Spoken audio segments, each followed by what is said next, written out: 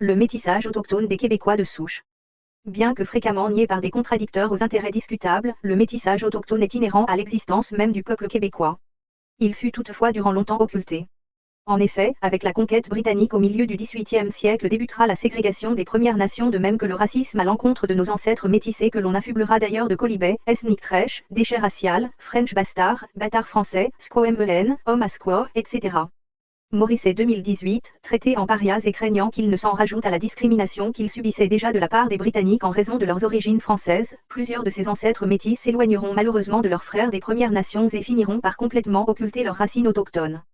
Les Britanniques et leurs héritiers sont passés maîtres dans l'art d'antagoniser les peuples, divisés pour régner. Certains diront que c'est une mode toute récente chez les Québécois que de se donner des racines autochtones, qu'on ne parlait pas de cela il n'y a pas si longtemps.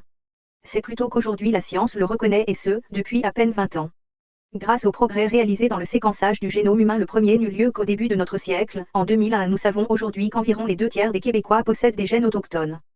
Cette nouvelle donnée révélée en 2013 dans la revue scientifique PLOS ONE, Moreau 2013, allait d'ailleurs avoir une incidence sur le projet BALSAC.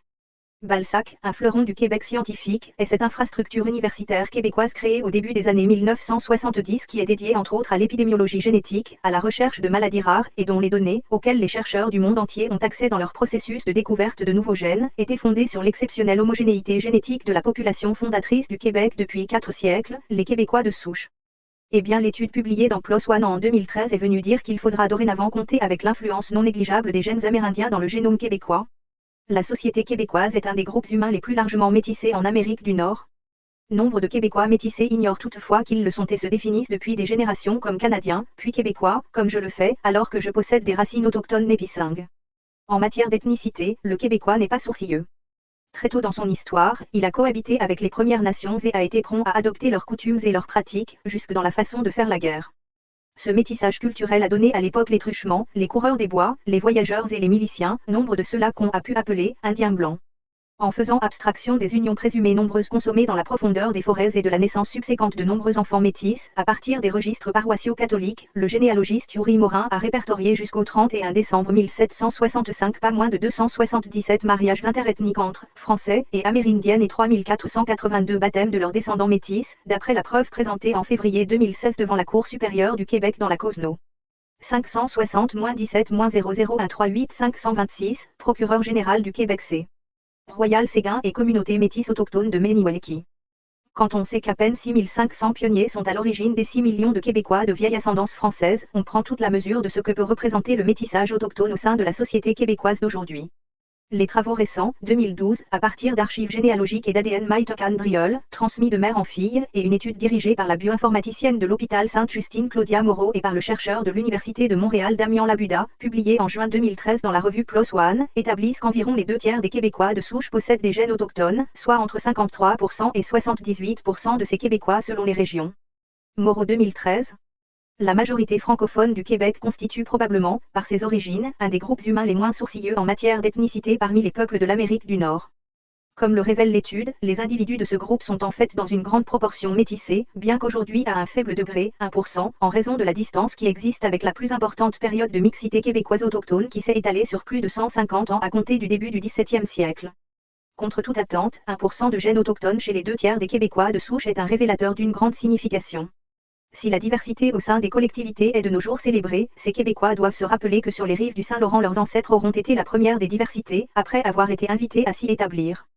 L'étude parue dans la revue PLOS ONE établit que les 2/3 des individus composant la majorité francophone du Québec possèdent 1% de gènes autochtones.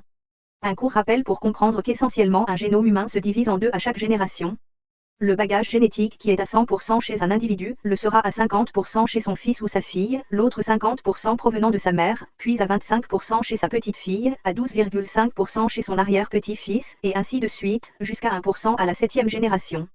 Comme l'étude de PLOS ONE le conclut, une ascendance autochtone de 1% chez les 2/3 des Québécois de nos jours est hautement significative. One Person Native Ancestry can be understood as if everybody shared a Native American ancestor 6 à 7 generations ago. Une ascendance autochtone de 1% peut être comprise comme voulant dire que tout le monde partageait un ancêtre amérindien il y a 6 à 7 générations. En pratique, cela signifie que toutes les personnes d'ascendance française partageaient au moins un ancêtre autochtone au Québec il y a de cela 6 à 7 générations, c'est-à-dire à l'époque pas si lointaine des patriotes. Si le métissage autochtone est inhérent à l'existence même du peuple québécois, le métissage québécois l'est tout autant pour une bonne majorité des autochtones du Québec. Déjà, peu après la répression des Patriotes, un rapport faisant état de la situation des Amérindiens fréquentant 7 villages autochtones de la vallée du Saint-Laurent, la Fédération des Sept Feux, attestait que tous les Hurons, Wanda, étaient métis, 100% dit le rapport de la commission Bagot publié entre 1844 et 1847, de même que presque tous les Iroquois de Caughnawaga, des formations anglaises de Kanawake, et au moins les 2 tiers des Algonquins, Iroquois et Nipissing inscrits à la mission du lac des Deux Montagnes, Kanesatake. Déjà, il y a 180 ans, le métissage chez les autochtones était largement répandu.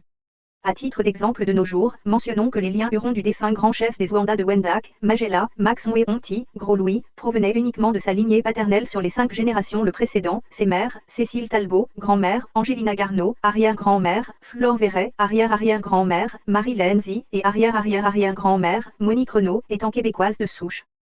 Selon le sociologue Jacques Noël, Max Gros-Louis, l'image par excellence du grand chef autochtone, n'avait donc que 3% de sang huron dans ses veines, et 97% de sang québécois. Un clin d'œil pour finir, une dizaine de générations me séparent de mes premiers ancêtres Ricard et Rivard, matrilinéaires, en Nouvelle-France. Selon l'étude de PLOS ONE, je ne posséderai plus qu'un dixième de 1%, 0,1% du génome de mes aïeux. À ce compte-là, serait-il toujours approprié que je me réclame de mes ancêtres? Assurément que oui. Et c'est en raison de cet évident constat que je n'ai pas d'hésitation non plus à me réclamer de mes lointaines racines autochtones népissingues.